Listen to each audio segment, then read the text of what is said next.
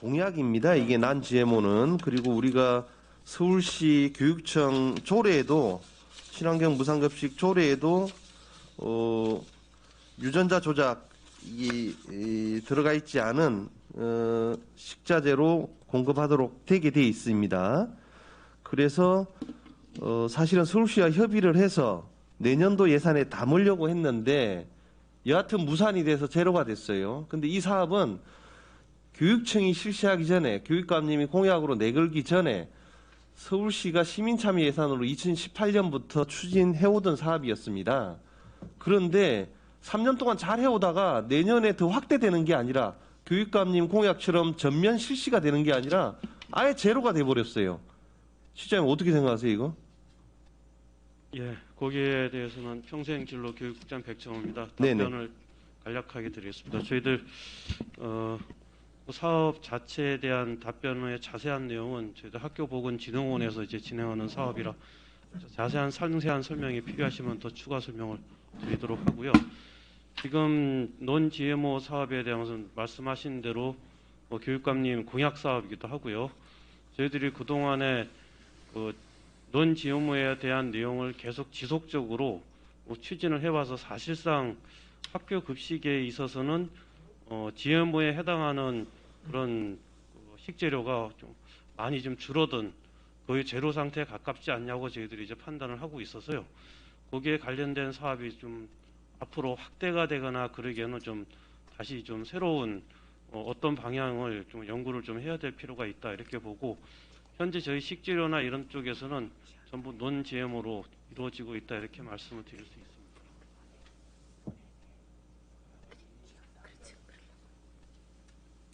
지금 학교 급식 현장에서 모든 식자재가 난 GMO로 공급되고 있다고요?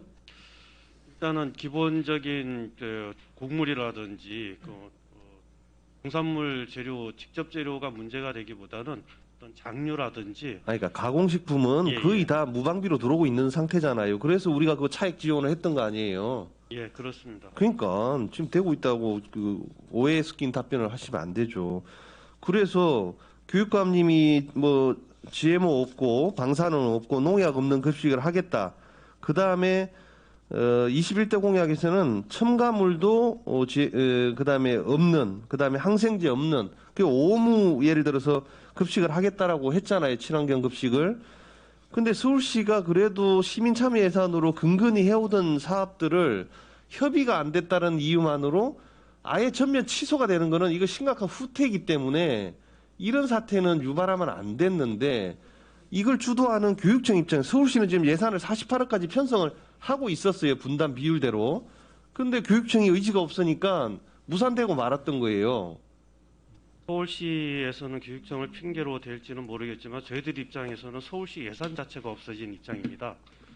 그러니까 서울시는 48억까지 부서에서 편성해서 잡고 있었는데 교육청이 주도를 안 하니까 그게 무산된 거잖아요. 그렇지는 않습니다, 의원님.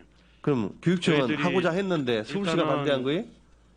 거기에서 나오는 지원금의 절반을 잘라서 다시 새로운 사업으로 편성 제안을 해왔기 때문에 그러니까 여하튼 학교 급식의 주체는 교육청이잖아요. 주도권을 가지고 그걸 갖다가 잘 협의해서 발전하도록 아니면 현상이라도 유지되도록 했어야지 아예 그냥 취소됐다라는 거는 이거는 심각한 문제잖아요. 우리나라 같은 경우가 GMO 수입 1, 2위예요. 세계적으로. 그리고 요즘은 학부모들이 자녀가 보통 1명, 2명이기 때문에 안전한 먹거리에 대한 걱정들이 수요가 엄청나게 많습니다. 근데 이 사업을 후퇴시켜서는 안 된다는 거죠. 교육청에서.